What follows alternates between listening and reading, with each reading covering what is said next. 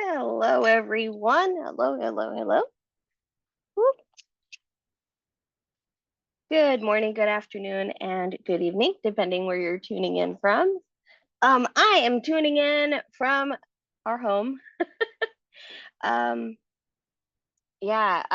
we were thinking about traveling this week. So this is my first day of vacation. Um, but some plans changed, so it's going to be a staycation. But we're thinking the Metropolitan Museum of Art is having an exhibit. um, there's some stuff going on at the gardens locally, so we're still going to have some fun.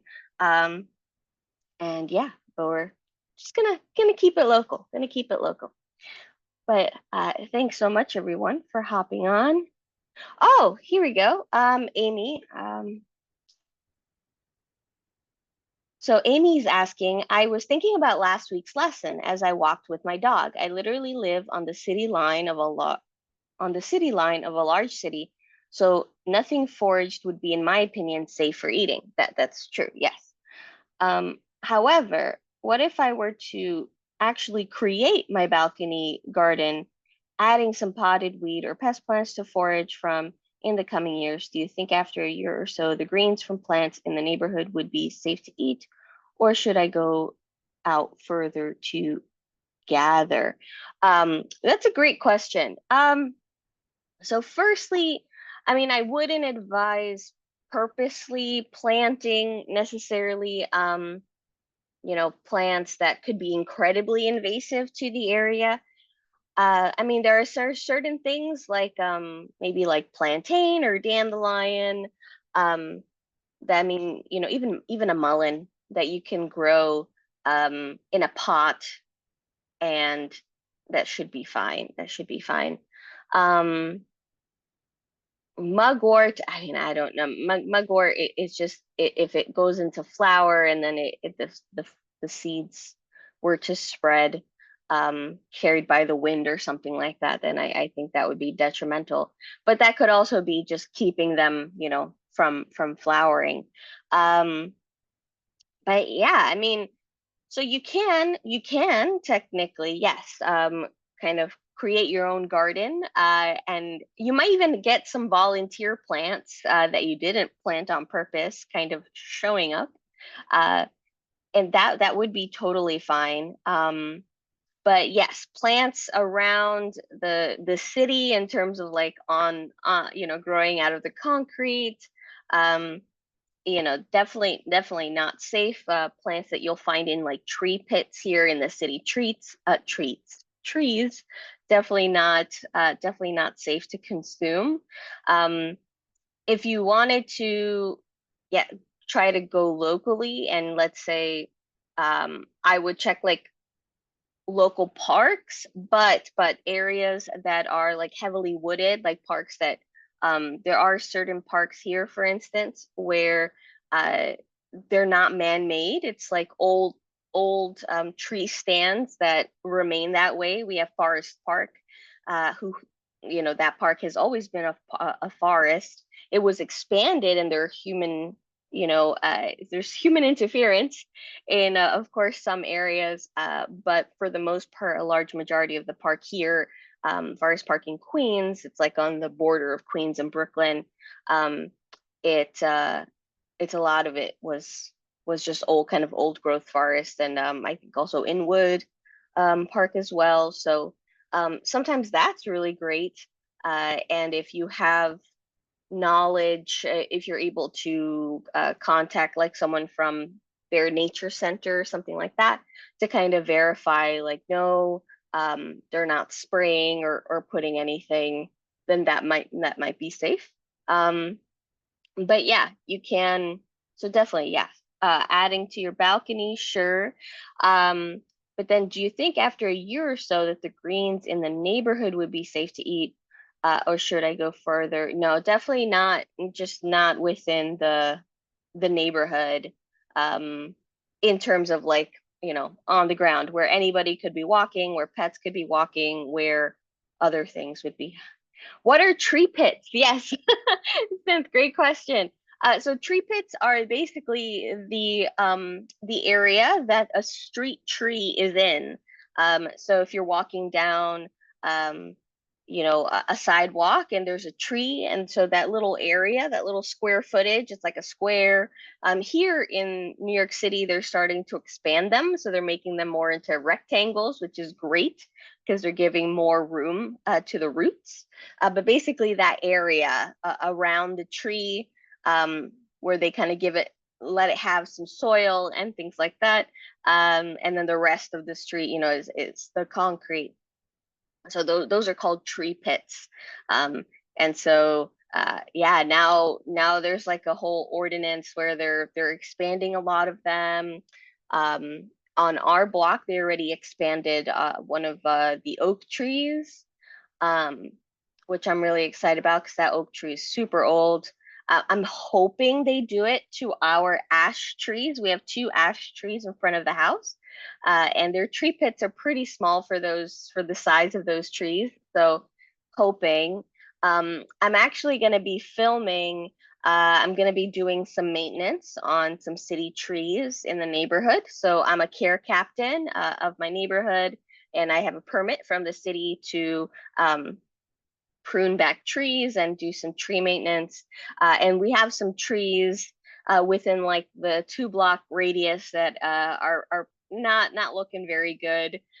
So I'm going to be doing some filming, and I will um, yeah, I'll definitely kind of I'll film like the different aspects and stuff, and I'll include terminology and things like that. So I'll show you what a regular size tree pit looks like, what the new one looks like, and also what happens when the tree pit is too small. So there is I think it's a linden tree. Um, I'll I'll make sure to identify it when I go to film it. But I think because it's among a bunch of linden trees, so it might be one of those. But one of the trees I did notice that the roots are incredibly girdled, and girdled means basically they something that's causing it to choke itself out. So um, so the term can be um, when the roots themselves, it's like super root bound where the roots go around, but this is like for woody plants, they really end up strangling themselves because no oxygen, nothing can get through. It just kind of goes around, but this is like a tree. So it looks pretty gnarly. Um, trees up and going, but that's definitely not a good thing. It's definitely putting stress on the tree. And then another thing that girdling could mean is also when folks do what is called ring barking, where they will kind of carve like a like a 1 to 2 inch deep kind of line around the trunk, completely around the circumference of the trunk. And this kind of cuts off the vessels, the xylem and the phloem of the tree. So the tree can no longer kind of send water and nutrients up or sugars down from the leaves, and the tree starts to die. And a lot of people who do this, it's because they want the tree to die back so that they can cut the tree down and harvest the wood. So, um, which is very, very unfortunate. So for those of you that aren't aware, there is such thing as tree poachers. So there are tree poachers. I actually wanted to show you some of my favorite guidebooks, um, and mention something that came to, and I'm mentioning this because it came to my attention over the weekend, and it kind of freaked me out. But for those of you who are getting into plant identification, um, it's a very scary thing that is happening right now. So I want you all to be very, very careful if you are planning to start to purchase books, different guides to learn how to identify plants in your area. There are apparently some guidebooks that are coming out that are AI generated. So they are not written and vetted by an expert. but rather they're AI generated where we're not sure if the information is even correct.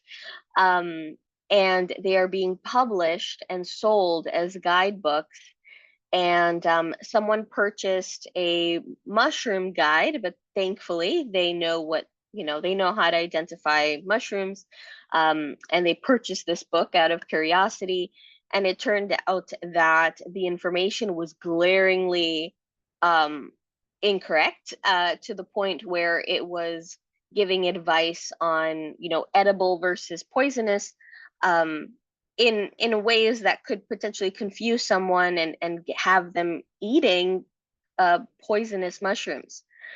So it's very, very scary. I don't think that the person who put that out realized, how dangerous this is, or they might have realized and just didn't care.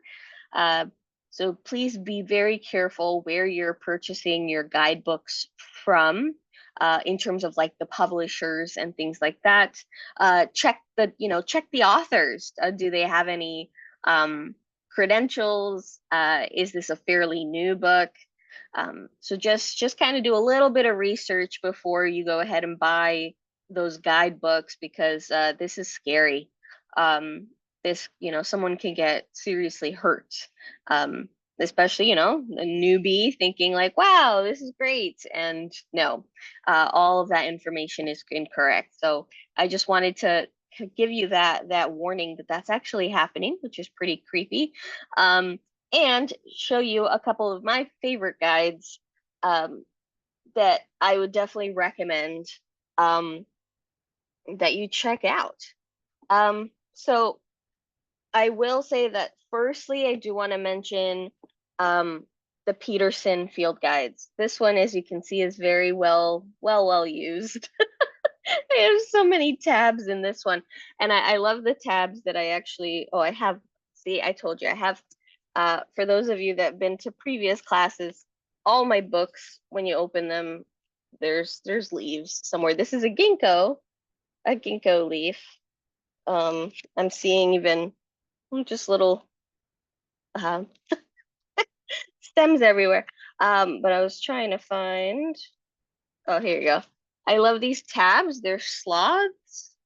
Um, so I have them all throughout here. It's just these sloths in different um yeah, in different positions here, like sitting, hanging from trees. Anyway, it's very cute. But yeah, gosh, I have a bunch of leaves everywhere. There's leaves like falling out of my book. Oh, this is actually a house plant. This is an oak leaf kalanchoe leaf that I had pressed, and it still feels super soft. Oh my gosh, feels super, super soft. Let me see here.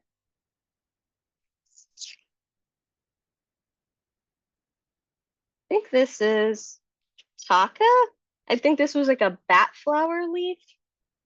Yeah, I was going through one of the closets over the weekend, and I was getting out like a bunch of my books, and because I knew I wanted to. Yes, since I definitely, yes, I will definitely hold the books up longer.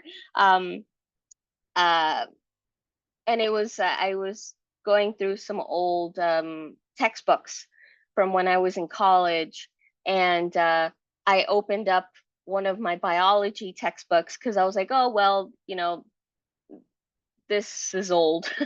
So I was considering, I was like, maybe I should donate this. And all of a sudden, all these flowers and leaves started falling out. And I was like, oh my gosh, I completely forgot. There was a bunch of plants that had been pressed and brought from Costa Rica. And yeah, I was like, oh man. So I was glad that I looked through my books before I put them in the donate pile. I did accumulate a little bit of a pile to donate, and we actually have two mini, what do they call, little libraries, We have one down the block and one about 3 or 4 blocks over. So we're going to be walking them over later today and putting them in the box. Those are super neat. So it's a great way to know that, folks will get these books. But yes, so Peterson's, I think, is an amazing series of guidebooks. I have their insect books there. I'm looking their seashore, Atlantic seashore specifically. Shells, also Atlantic. They have the Pacific as well. Um, insects and I think birds as well.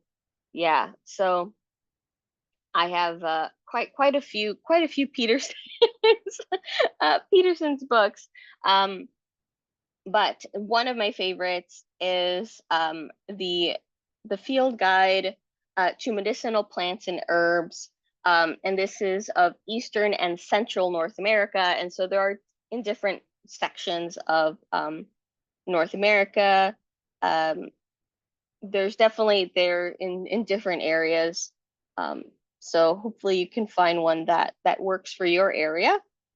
But yeah, Peterson is just tried and true, tried and true. Um, they, I really do love these guides. They do feature at least one photo of the plant in question with a really great description. This one specifically also touches on any, kind of uses of the plant, so any medicinal uses, and so hence why I definitely wanted to grab a copy. So some historical kind of background on the plants. So I do appreciate that. Let's see here. And then this is the Peterson Field Guide, which is trees and shrubs. And this one I think is also mainly, let me see here, North America. But yeah, I'm just looking again, leaves everywhere. This is one of my oldest ones. So I would put the leaves in the corresponding areas. Oh gosh, I have some elm trees. I really love these too. So whenever I see the tree silhouettes, so these are kind of to show you what is called the growth habit of the tree. So kind of like if the tree was allowed to kind of grow by itself and it's not crowded, what's the usual shape of the tree?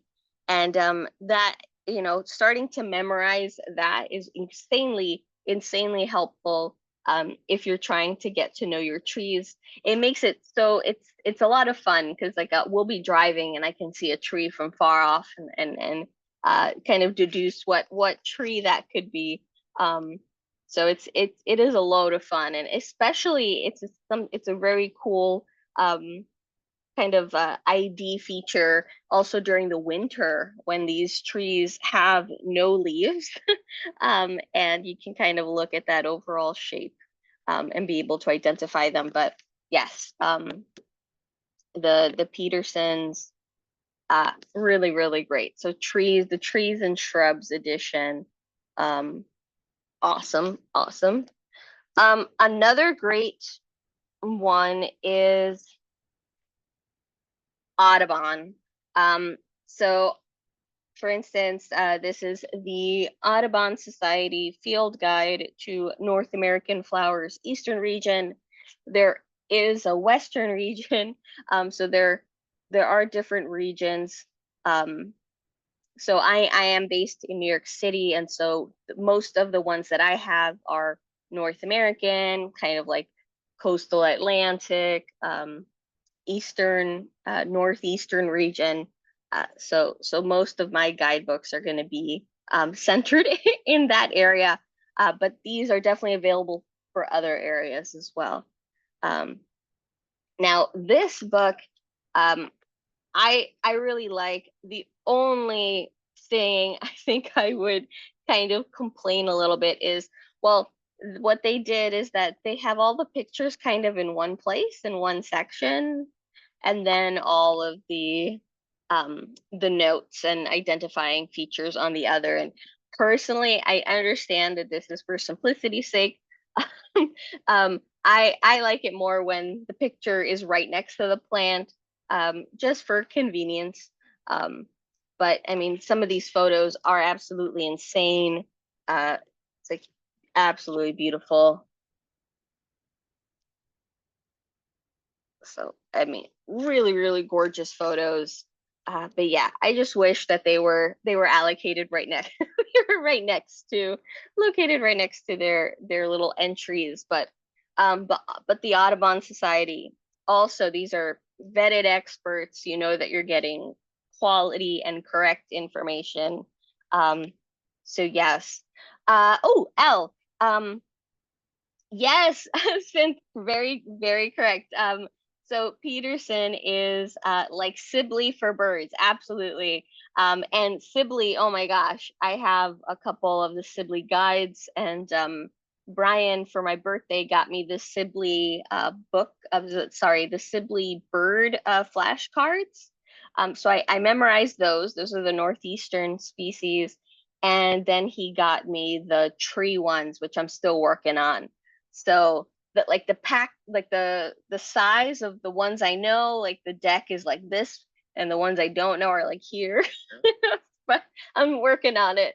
I was like, whoa, there are some tree species that I definitely was not aware of. So that it's pretty cool because each one's 100 different species. So I'm really excited. But yeah, I have a couple of Sibley's. And yeah, and I'm glad that they have that he's offering up the tree one.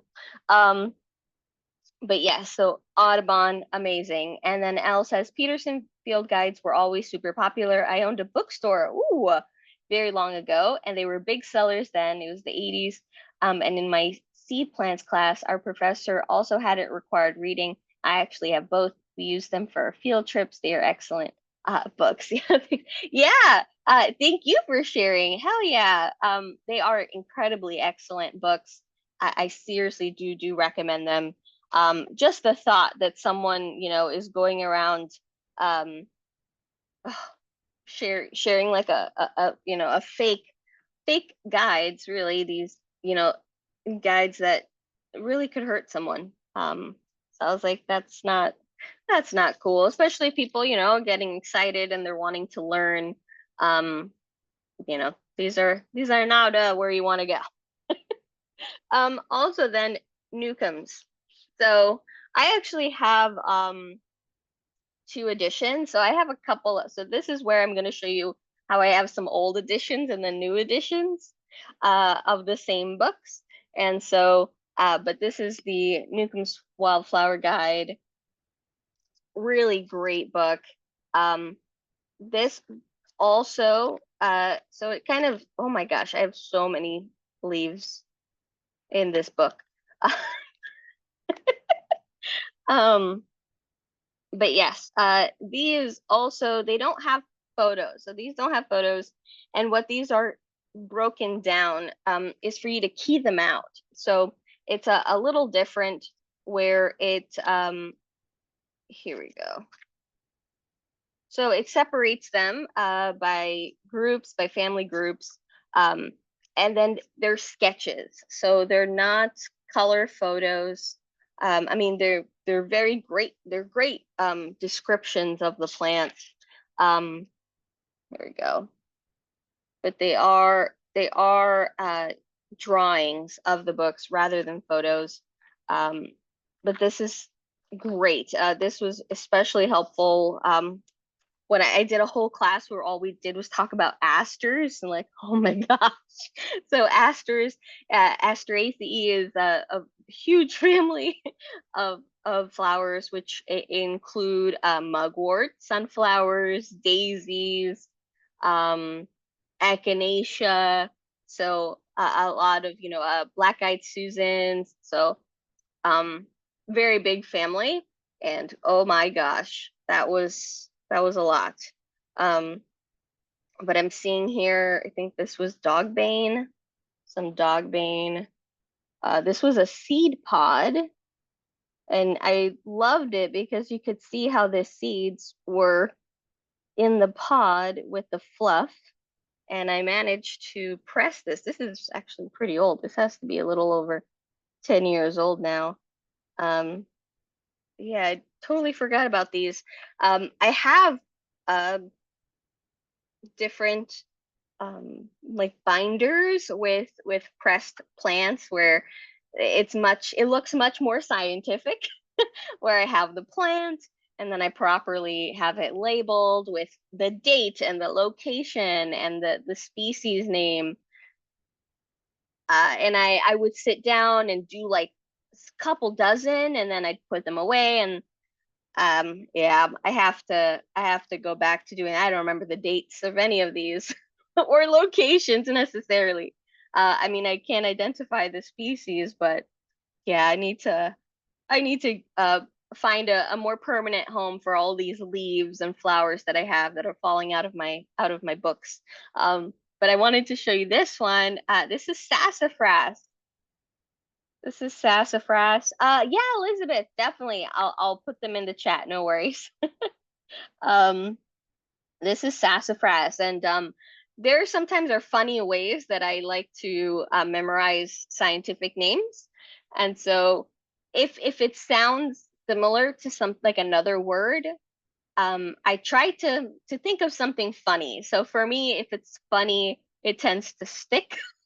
So for instance, with sassafras, some of the leaves actually, so what's really cool about sassafras is very similar to like mulberry. The leaves of the tree itself don't necessarily match 100%. So some of the leaves might have more lobes than others. So these are lobes. So they might have more lobes or less lobes. Some of the leaves for like sassafras, for instance, don't have these lobes. It's just kind of like one continuous leaf. Some of them have only two lobes. So for instance, it's like this. So they don't have this other section. It's just this leaf just continues kind of without any other lobes. So some of those that have only one of these, it kind of makes it look like a mitt, like a little hand. And so, for instance, with sassafras, so Sassafras albetum is the scientific name for this species. And so I thought of, well, it looks like a little hand, and albetum sounds like I'll beat them. And so I think, a little tree hand beating like the weeds back. And then I think, okay, sassafras, I'll beat them. And I think of it like that. There's a couple other ones. For instance, like Black-Eyed Susan, it's rudbeckia. And so I always think, well, Susan has a black eye because of a Becky who was being rude. So rudbeckia. So if you think of little things like that, you make little stories. It definitely makes it a lot easier to memorize scientific names. So I have a couple of those. Um, I have a lot of fun with those, and those work especially for Brian, my husband. Is how he remembers them too. Is just telling a little joke associated with the plant. Um, and it definitely sticks. It definitely sticks. But so let me put here the Newcomb's flower guide. So I'm going to put that in the chat. Wildflower guide. I can also make a full list of these. And I'm going to put here by.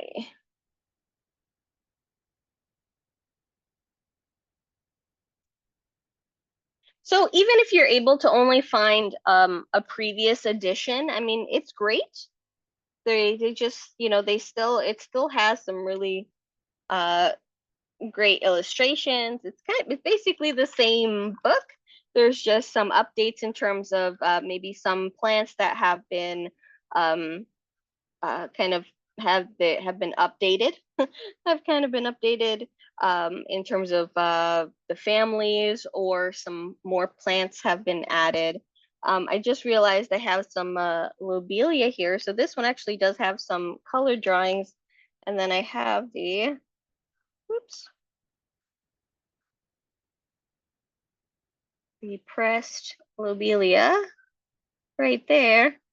Yeah, I would try to when I was pressing stuff, I'd try to put them in the in the right section. Um, so I have quite a few there. And then let me see here, the Audubon Society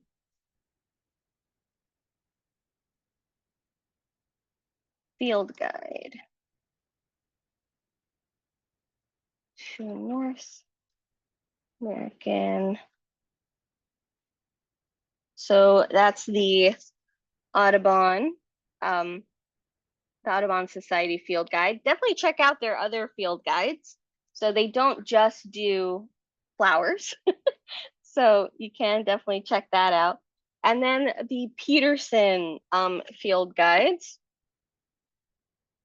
which again, they don't only do plants. So there are Peterson field guides for insects, for mushrooms, for marine biology. So it's for like for clams, for different types of shells, um, for other species that you can find kind of on the seashore.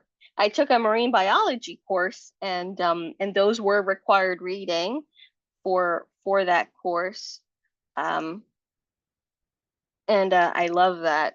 I need to practice that what I learned in that class. So I need to find my notes because he used to make us, our professor used to make us memorize like 25 different species for each class. So we would need to know them by the next class. And so he would go around and just like pop quiz us. So he would bring kind of like a tray with the different shells. And so he would just pick you at random, and then he would like point at a shell and you had to identify it. And I had so much fun doing that. And so I ended up what I would do is when we would go on our field trips, I would purposely collect different shells that he was discussing, and then I was kind of making my own trays. And so I would practice at home that way, so that I'd be I'd be prepared. That was such a great class. Like a bathing suit was required. So I mean, you could wear like a wetsuit. It didn't have to be like a bikini or anything, but you had to have something because we were in the water, and we were collecting different samples and things like that, and that was so much fun. Um, one of our last classes, though, we did it was during one of the few times New York City has gotten a tornado, and that was terrifying. I just remember us being in the water, and then the professor going, "Everyone, um, I need you to all turn around and proceed back to our cars." And everyone was really confused. And then he goes, "Guys, we need to get back to the cars immediately." And he points, and we just look, and we can see a tornado. Um, that was pretty scary. Has anyone else here ever been in a tornado? Because it's terrifying. That was my first time ever seeing one. Not that was very scary. Very, very, very scary. Um, I mean, we were okay. We got back to campus okay, but whew, that was scary. Oh no, Amy, you. I'm sorry to hear that. Yeah, it's terrifying. It's absolutely terrifying. And we did get caught up with when the rain started, and the hail. It was hail. And so that's when we got to campus, was when the hail was hitting us. And oh man, that was scary. That was seriously scary. Um, and so let me see here. So here are a couple other guides that I really, really liked. Now, there's this golden field guides. I have a bunch of these, and some of these are just updated editions of the others. So these are some of my golden field guides. And so I have here, so again, old version. Golden, a guide to field identification trees of North America. So I have this old version of this guide and then the updated version of this guide. Um, so again, the big differences are a lot of trees, plants are getting kind of reclassified and further expanded. Um, and so, yeah, so we have an updated version of it. I really prefer the cover to this one. I really, really love this cover, especially the tulip tree flower. Um, these come out for about like 3 weeks or so, around May here in New York City. And they're huge, absolutely huge flowers, just full of nectar. They smell absolutely amazing. They're just so beautiful. And I love tulip tree leaves themselves. Holy moly. Again, I open up my books. I think this is a silver maple. I think this is a silver maple. I really like these. So silver maples have very deep sinuses, and so just a quick lesson here. So as I meant, these are lobes. So these kind of projections outward, they're referred to as organs on the leaf. But so these are lobes. But then, so think of it like these are the peaks and these are the valleys, right? So it's like here's the top of the mountain and the bottom, and these little valleys here are called the sinuses, just like our sinuses. So these are the sinuses, and then these are the lobes, right? So they have really deep sinuses that go really, really close, much closer, deeper towards the mid vein here. Um, but yeah, I think this is a silver linden. Yeah, so yeah, you could see the color difference. That's the silver. There we go. So gosh, completely forgot about that. It's all seriously, I have so many plants in here. Um, but yeah, I really do like these. These are also drawings, they're not photos, but they are in color. So this was one of the earlier books that I got. Um, yeah, and I really, really like this book. Um, and it has a lot more variety, so it's not just species on the East Coast, it's also in the Midwest and West Coast. So this was cool for me to kind of learn about a bunch of other species. Now the updated version, it feels a little slimmer, but same same kind of drawn color images. Here you go. But I like that they also have the regions here, so you can see where you would expect to find these species. Um, so pretty neat, pretty neat. Yeah, I really like this one. This is definitely one that I'll grab and take with me if we're going upstate, just to have with me so that I know. This is actually reminding me. So when I was going through my closet yesterday, I found a bag and I felt so bad. A bag of seeds.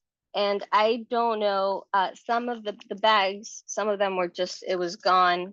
Um, I only managed these three. I don't even know if they would work anymore because they're so old. This is from '08.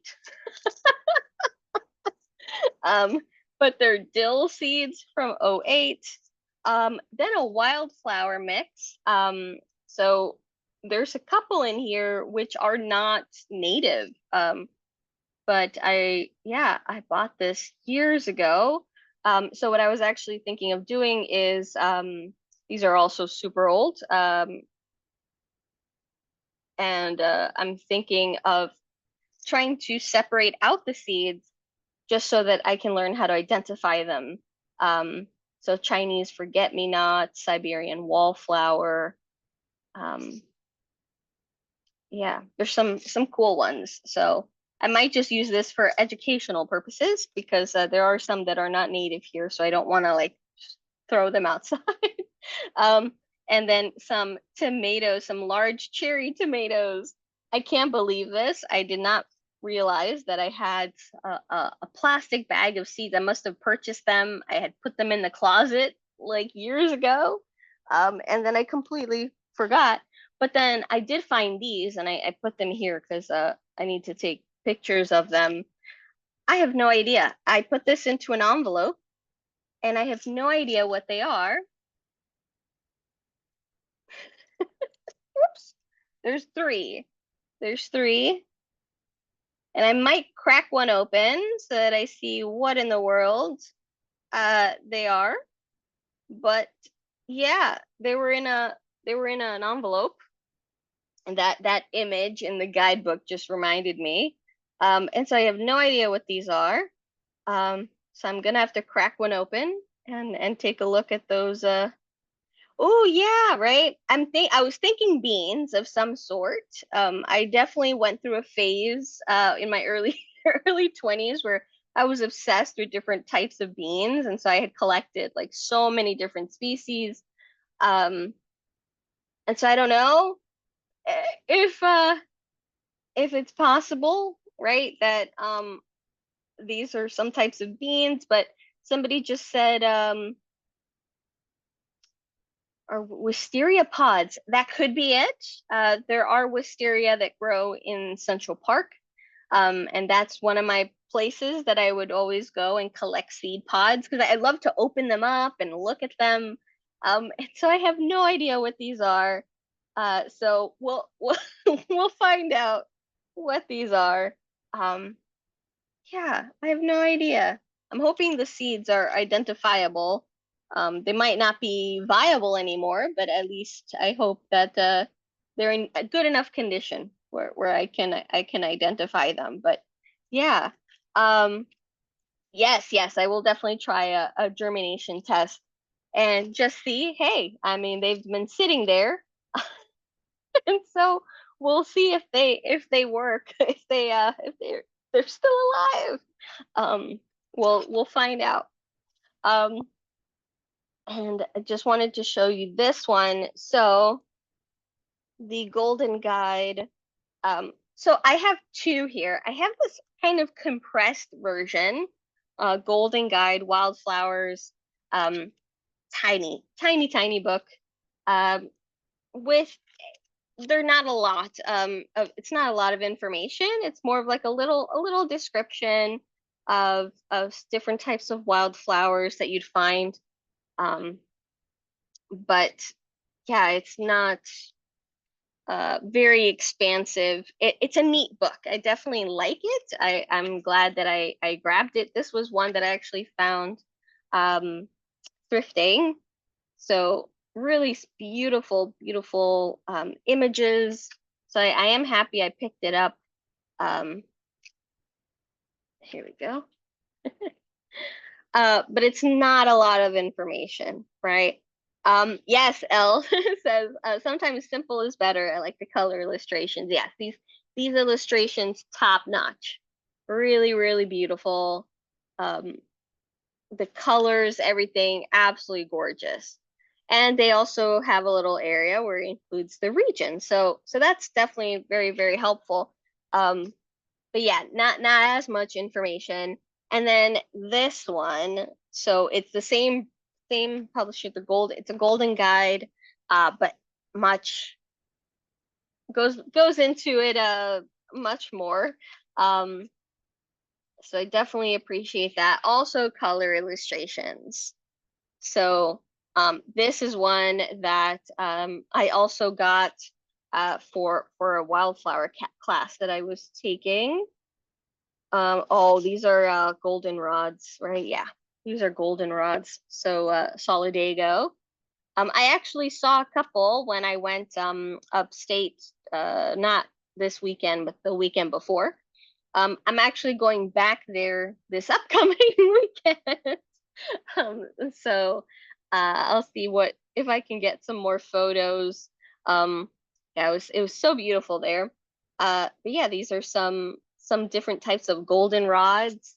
So those are coming like late August into September is when we'll start seeing those. Let me see here.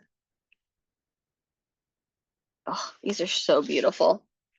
Absolutely beautiful illustrations. So, I love Veronicas. Has anybody here seen Veronicas? They're also called Speedwell, if I'm not mistaken. They're super tiny. So like for instance, this in comparison to my finger, these are not that size. They are really tiny. Usually see them like growing on lawns. Really beautiful, but super, super tiny.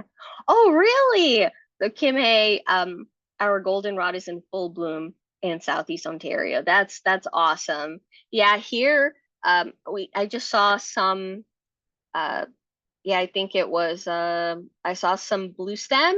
No, was it blue stem? No, little stem. Is it little stem? Little blue stem. I think it might be called little blue stem.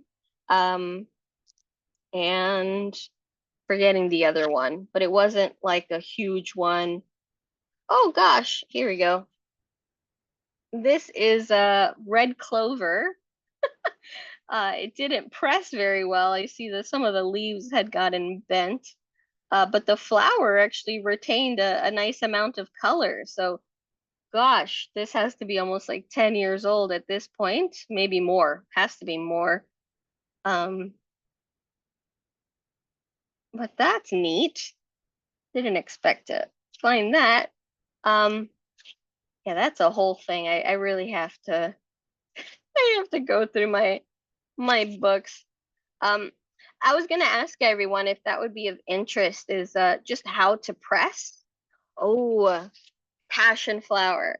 Um, these are different passion flowers, but I love these. I actually saw one of these a few weekends ago, the incarnatas. Those are my favorite types of passion flowers. They are, oh, they just look like aliens. Absolutely look like aliens. Really, really cool flowers. Just absolutely beautiful. Trying to see here, there is.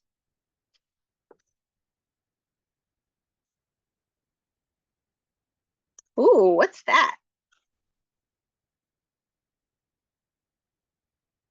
Metella. I don't know this flower.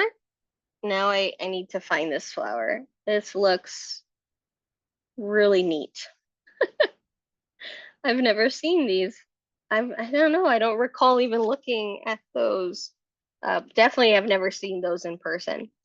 Um, oh yes, since passion flowers, yes. Um, definitely very difficult to press. I have not successfully pressed a passion flower. I have passion flower leaves. But no, yeah, they're very bulky. Um, so I think that probably if I really wanted to preserve it, I'd probably have to use like borax or silica or something like that and kind of preserve it in its natural form. I don't think pressing it's gonna make it look really weird. So it'll kind of cut off some features. So it'll, you end up kind of pressing it down, but at an angle. It's not, yeah, it's definitely not gonna press very well. Oh, Betty says we call them aliens too. Yeah. Um, yes, yes. Oh, absolutely, Kim. Yeah. So pressing like flowers, leaves, stems, certain plants that don't very much press well. As an example, things like milkweeds. Um, it's very difficult because they have a lot of sap, and what gives them that name milkweed, it's this white latex. It's like a sap that they exude when you crack them, when you like rip a stem, a leaf, or break the stem. So they're in the same family as Hoya. So Hoya do that too. They have this white kind of sap when you injure them by accident. Um, so yeah, so something that'll just be a mess. Um, so they're just certain plants that, yeah, just wouldn't work very well. But let me quickly write this. So it's the golden guides, and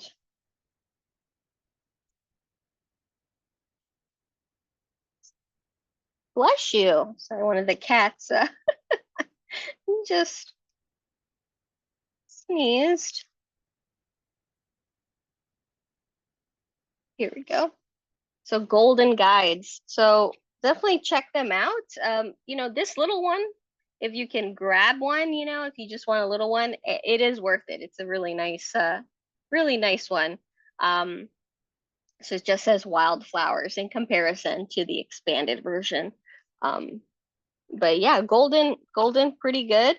And then I had this. It's also kind of like a little version of the bigger tree guide for golden. So it's just golden trees, and very similarly to the wildflower one, it has these brilliant illustrations with the regions, but it does have a section here where it goes into like the bark, which I really like. So it does go into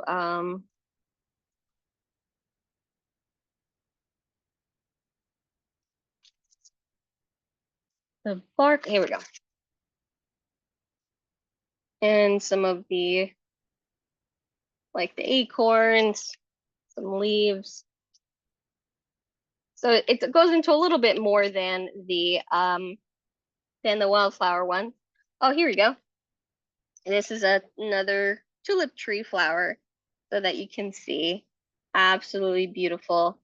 And this is what they look like afterwards. So this is their fruit. It's known as an aggregate fruit. And so when you actually touch these, they kind of start to fall apart. So you'll see all the seeds kind of on the ground, and it makes the tree in the winter, like in the fall and the winter, it makes it look like they have these ghostly flowers. Um, really beautiful tree. It's one of the, I think it's the tallest tree that we have endemic to New York City. Um, and the inner bark, when you actually cut some of like the branches, and you can take like a twig, um, and you can use a knife to kind of split it, and it smells like mandarins. So it's the pith, so the center of that little branch. It totally smells like mandarins, very citrusy type of smell. Smells so good. And one of the traditional uses was actually to take out that inner bark. And it was used to make drinks, and it was used as an aphrodisiac. It smells so good. It smells so good. And the trees themselves were actually used to make longboats, because they're super durable, incredibly long, and they tend to grow very straight. So they were great for longboats for the indigenous peoples. Yeah, that stewarded them here. Um, some really good ones. So it's like they made like these little teeny tiny um ones to go with their bigger ones. And then these are two that are just kind of one-offs that I picked up, that I don't have more from this publication. This is Adventure Publications. Um, but this is Trees of New York. This is really good. So this one I actually got because I went to this meetup in I think it was a park in the Bronx, and someone was showing me this book, and I was like, oh my gosh, I need to get myself I need to get myself one. These are full color photographs. Um, this is really awesome. I seriously love this book. I like how it's kind of broken down. It's simple, um, but it does give a nice amount of information per tree. River birch. I love river birch. Um, just the bark is so like flaky. It looks so amazing. I really like it. Um, I get so excited when I see river birch. There's one actually growing where in Brian's neighborhood where he grew up in Flushing, Queens, and there's one when we're going down the block of his best friend's house on the corner. They have this huge river birch, and it's been there for a while, and I love being able to see it because usually I only see them by parks. They tend to grow right by the river, right by waterways. So it's so weird to just see it growing in a neighborhood. But they're beautiful. They're absolutely beautiful. Um, yeah, it's one of my favorite birches. I am partial to white birch, and weeping willow is another one of my favorite trees. But I really like this, and it does show you other aspects of it. So the bark, the flowers, the fruits, um, so that you can really see. So do recommend this if you want to check it out if you're in New York. This is one of those little guidebooks that you can grab to learn more about what you can find here. And then this one was another thrifting find. Again, another one-off. I don't have any other books by this publisher. Um, but this is Trees of the Eastern and Central United States and Canada by William M. Harlow. And it's a very long title.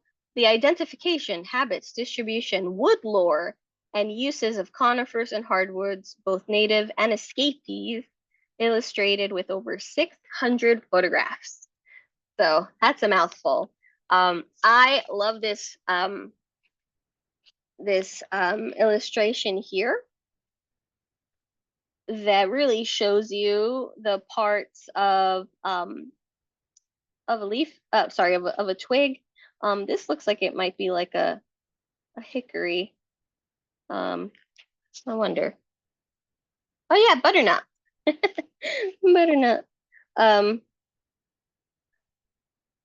this is great. I really like, yeah, like these bud scales. There's just so much here. The bundle scar, this will actually really teach you how to identify different twigs if you find them. So it's the leaf scar. So basically when the leaf comes off, this is like the scar of the vasculature. So the little vessels that went from the main stem to those auxiliary little stems, and they leave this scar, and it's different for each type of tree. And so this ends up, sometimes they form little faces or different shapes, and this ends up being really good ID factor. So hickories tend to have this little happy face. They have like these two dots and like a little whoop, a little crescent, and it makes it look like a happy face. And so it's something that's or some folks, I think my teacher said it was a lamb's face. So that wasn't a happy face, but like a smile, but rather like the nose. Um, but yeah, you can end up learning how to identify them that way. I think maples was like three dots, if I'm remembering correctly. Um, but yeah, so it's great. And you can also learn like with these with the little bundle, like the bud scales and things like that, where it kind of looks like the leaf is kind of like it got has like some rippling on it. It actually can indicate growth. And so you can kind of look at the twig, and then you'll find those bud scales, and that usually indicates, well, that was that growth season. And so you kind of follow it back, and you can see, oh, look, in the last growth season, maybe it only grew this much. And then you can kind of go back. So it's a really cool way to kind of see how the growing seasons treated that young tree. Harder to do, obviously, when the tree's older, but yeah, with smaller ones. Here we go. This is a cool image of a close up of that butternut. Um, Here we go. So let's see, what camp are you in? I say happy face, but my teacher would say it was like a lamb, but I still use happy face. And yes, synth, yes, I will also write it here. So let me so here we go. So if you need to take a picture, and then I will write it in the chat. Okay. Frightened goat.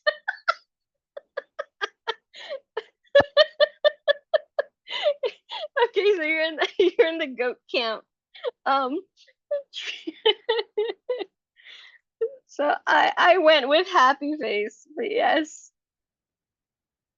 It was the same over the weekend too. We came upon some ailanthus, which is an invasive tree, also called tree of heaven. So ailanthus is the genus, um, and Brian and I are always, every time we see one, I always rub the leaves, and so they smell like peanut butter to both Brian and I, and to a lot of folks, they smell peanut butter.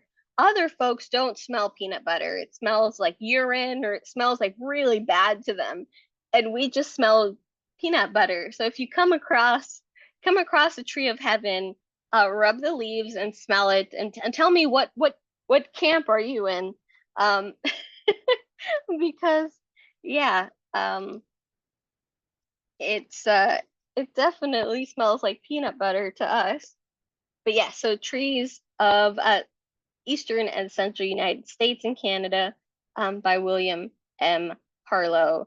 I'm not gonna write that full little subtitle there. um but yeah, there's some really great info. And what I love is that he actually adds a little bit more about the history of the plant, of the trees, in here. So some of that wood lore, and that for me is top notch, top notch. If you can add that in, that's great. Um, so absolutely love that. Oh, I have never heard that common name. So Synth just says a tree of heaven, also called stinking sumac. So no, I've never heard of Tree of Heaven, also referred to as stinking sumac. I love common names. Um, but no, I didn't know that. Wow. Yes, because it does very much look like sumac. Um, Let me see. There was actually sumac here. Um, but yeah, it always smell that is thanks to Wikipedia. Um, yeah, I every time I come across True of Heaven and I smell it, it smells like peanut butter. It was also when I was doing some tree pruning for the city, and um we were cutting down a big chunk of a pagoda tree, um as well. And while we were cutting it, like all I could smell was peanut butter. And I ended up bringing back a big piece of like the branch that we cut. We had like cut it into sections because it was a heavier branch that had a lot of damage and it was dead. So we were trying to cut it back, and so I kept like this little cross section, and the smell lasted for a while until it like finally like dried out. But it smelled like peanut butter. I was like, am I losing my mind? But but yes, and the same with Tree of Heaven. But yeah, it depends. So a lot of the ways that we perceive smells, it has a lot to do with our genetics. So folks, for instance, that have an aversion to cilantro. So anyone here hate cilantro? So for folks, so it tends to be um, so people from like Asian and like Latin American countries tend to we use a lot of there's a lot of cilantro in our foods, and so we don't have an aversion to it. We tend to really like and gravitate towards cilantro. We like the taste, but then there are folks that have a gene that is basically turned on, that allows them to taste the aldehydes in the cilantro, which makes it taste much more soapy to them. So the cilantro actually just it tastes horrendous to them. It literally tastes like soap or something, like some type of cleaner or something to them. And so they hate cilantro, and it's because they have that gene turned on that allows them to taste those aldehydes. So you can literally taste part of the chemical composition of the plant, which is I think is so cool. I mean, I feel so bad because then they don't like cilantro, but it is a really cool gene thing. And this actually works similarly with cats with catnip.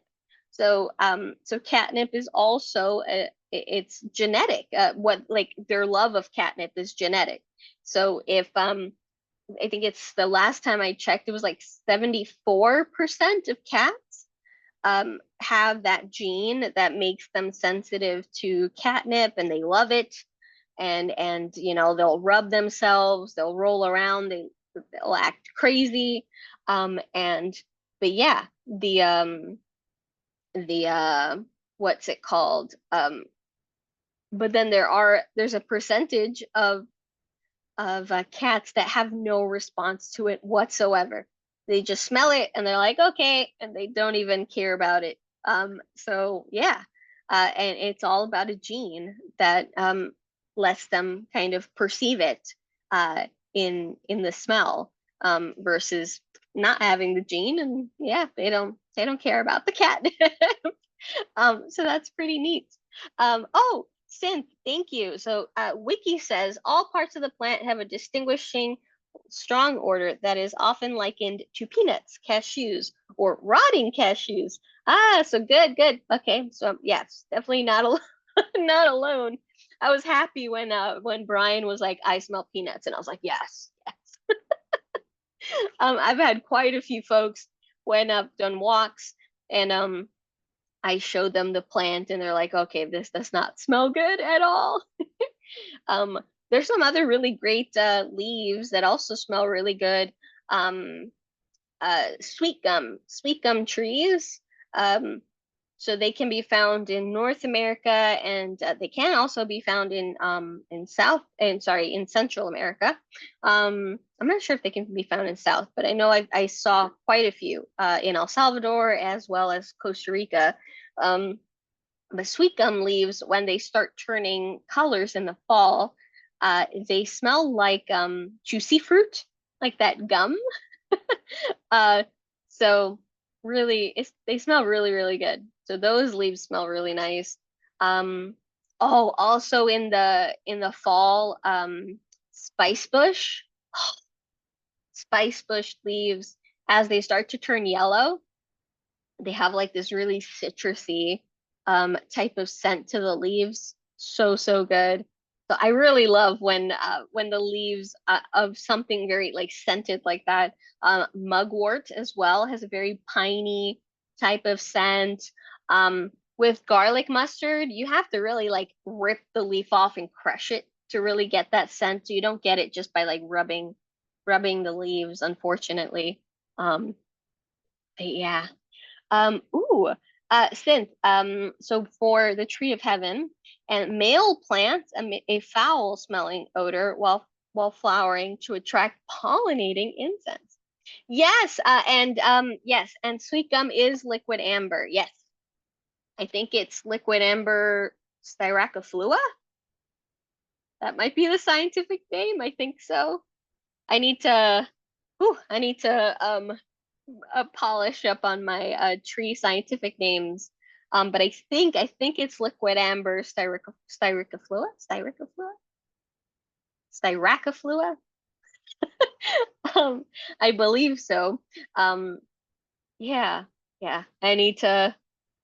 Oh, good. I'm right. Thank you, Sim. Yeah. Um, Gosh, yeah. No, I scientific names. I don't know. I really like them. I really really love like botanical Latin. So yeah, it's fun. And then you're like, oh yeah, that's the scientific name. Um, but I need to. Yeah, I need to.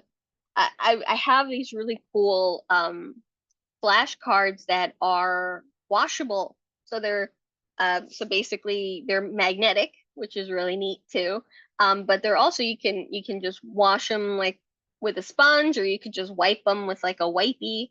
And so yeah, you can kind of reuse them, so I don't waste paper.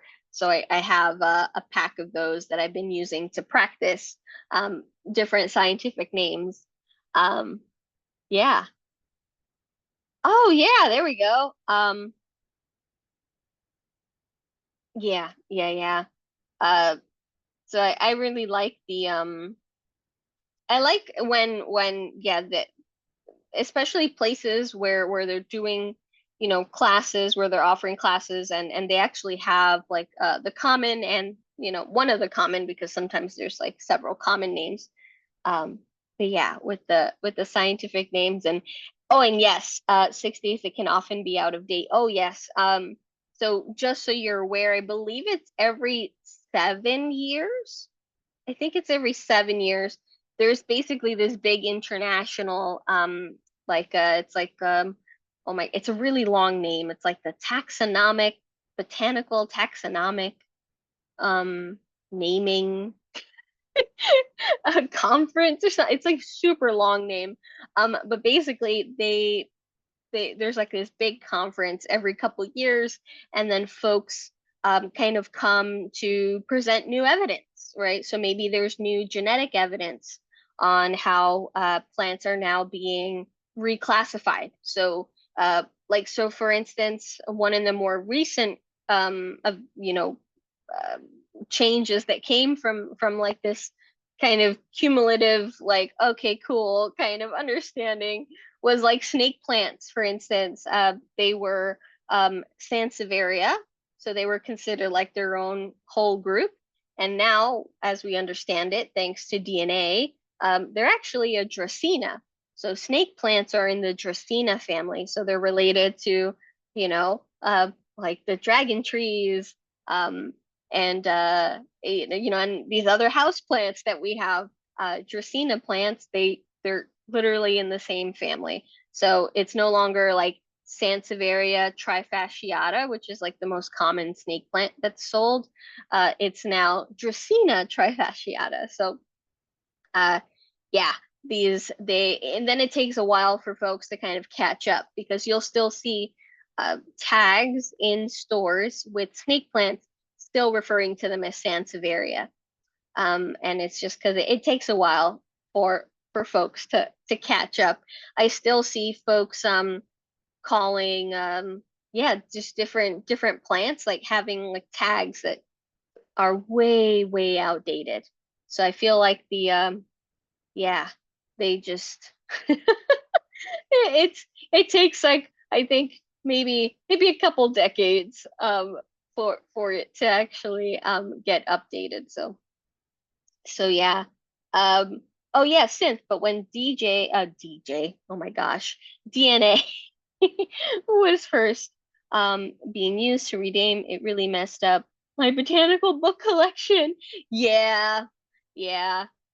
It definitely, oh man, I have this really beautiful book that was actually given to me when I was working at the New York Botanical Garden, and working in their cold room and doing different samples and things. My supervisor gifted me this book that they had there, that was called like different families. It was like flower families. I have it somewhere.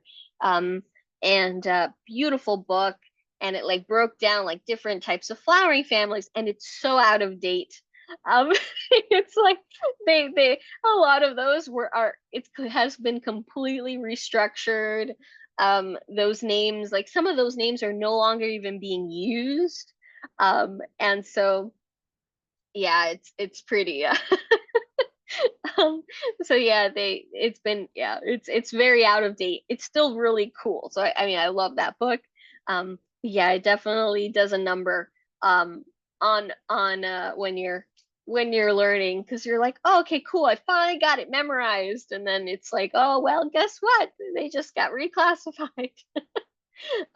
Kim, is there a list of name changes someplace so we can make notes on our books? I believe there is. I think it's like a botanical, there's a website and it's like botanical taxonomic. I'll try to see if I can find it, but yes, where they put the new names. So they have the list of synonyms, which are previous names, and then they have the most up-to-date name, and I think they have like as of what date kind of thing. Um, like botanical taxonomic, it's not inventory database. Um, it escaped me, but yes, there that does exist. That does exist. And since Yucca and Joshua trees went from Liliaceae to Aspergaceae, I believe they did. A lot of them did. I think even was agave. I feel like agave was also put in that family.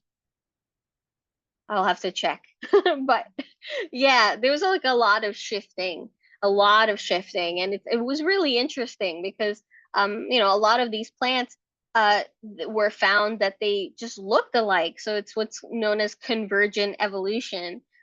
So plants from different regions that just so happen to evolve like similarly, like they found similar solutions to their problems. So maybe they were both living in like drought conditions with high winds and high sun.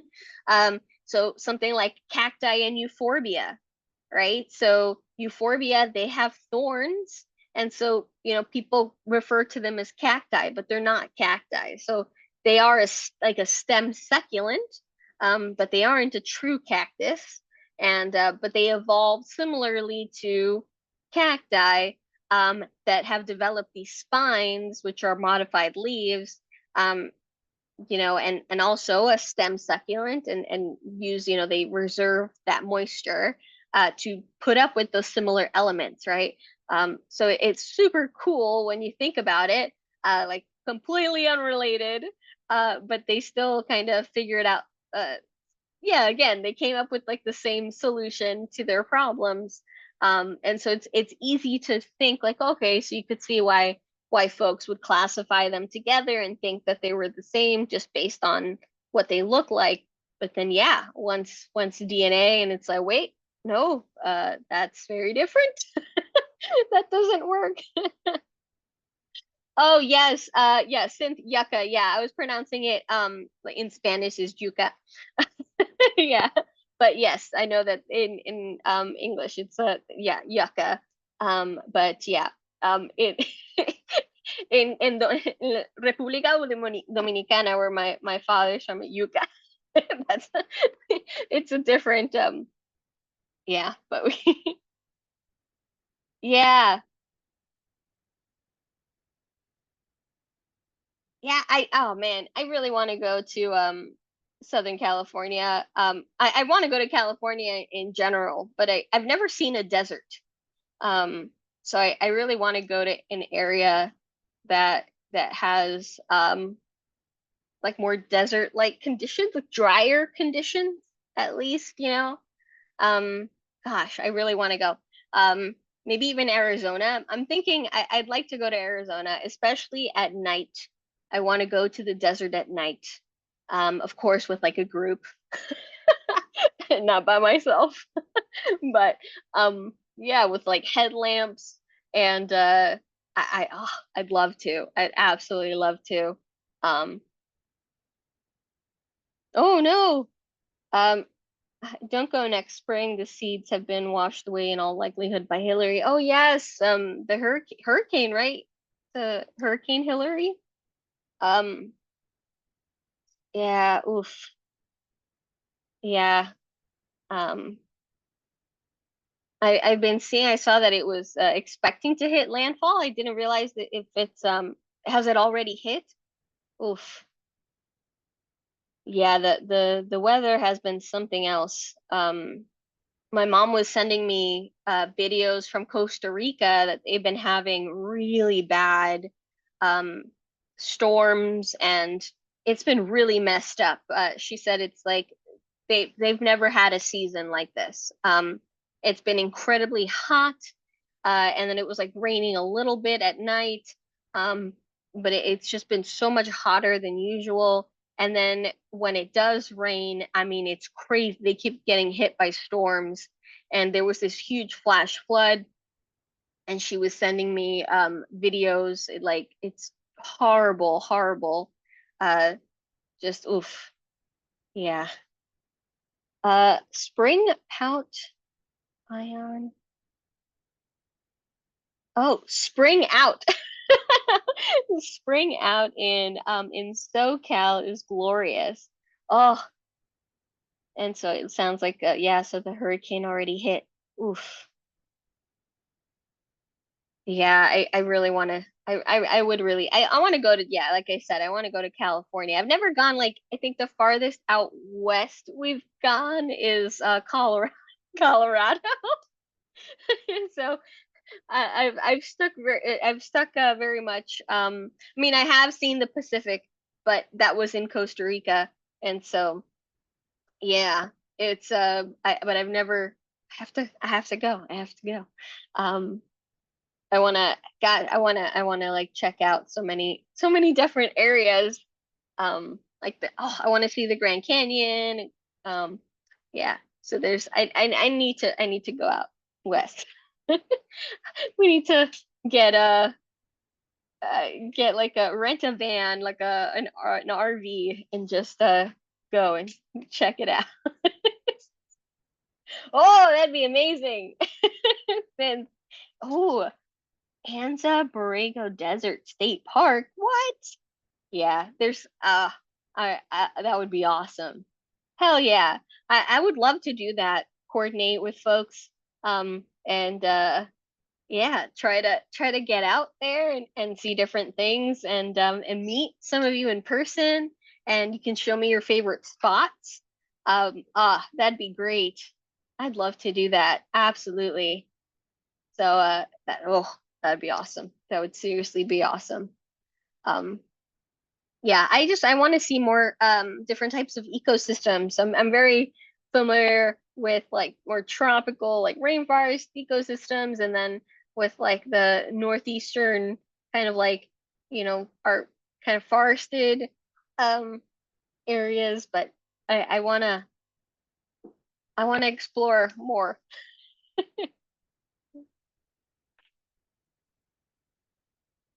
All right. But thank you. Yeah, no, that would be awesome. But yeah, so I just wanted to show you some of my favorite my favorite guides, and that seriously is very worrisome about, you know, someone going around and um publishing just, you know, false information. I just that's like terrifying for me because I, you know, I don't want folks to go out there and it can end up, you know, turning people off from foraging, right? It's like if they're getting false information, people could be either getting sick. What if it's, you know, they're making fatal mistakes? And then it discourages people from going out and starting to, you know, identify different plants or mushrooms, right? And that's really disheartening. So so just be very wary of what books you're purchasing. Um, I also saw that there's a, you know, there's just a really big influx of just AI generated books. And there was one author, for instance, where I'm forgetting her name, but she also was talking about how some of her books were being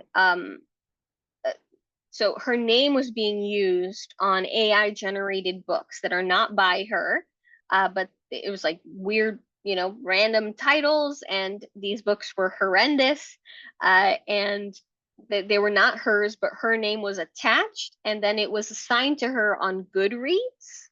And like, and when you looked her up on Amazon, like her, the author, the books were connected to her.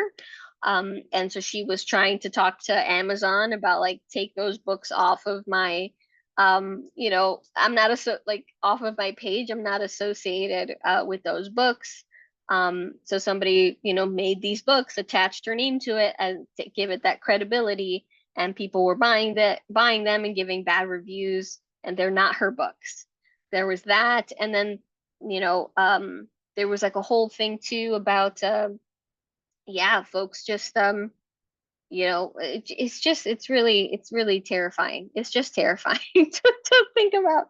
So it's very disheartening. Um Oh my gosh. Yes, Marianne says, what about the phone apps? I'm not convinced by them. My son looked at my plant and said it was sick and it's fine. Yes. I don't some of those phone apps, especially the ones that are on I see kind of on Instagram, or where they have these like little commercials for the plant app, and they're completely incorrect. There was one that was it was like taking a picture of a plant. I think it was like a peace lily that looked really sad. And they were like, "Oh, it needs nutrients. Give it sugar." And it was telling people to put sugar into water and then give it. And I was like, "That's the worst idea ever. That's just gonna attract pests. It's gonna, grow any bacteria that might be in your soil. It'll make it worse. Like that's the worst thing. Don't add a bunch of sugar to your plant." There was another one that says, "Oh, it needs fertilizer. Add coffee." I was like, "No." And it was telling people to add coffee into their house plants, and I was like, "Don't do that. No." So I don't know. And then it gives you like wrong things. Yeah, it'll say, "Oh, your plant is sick," um and it just gives you completely wrong advice. So yeah, I need to do a class on those. I just need to.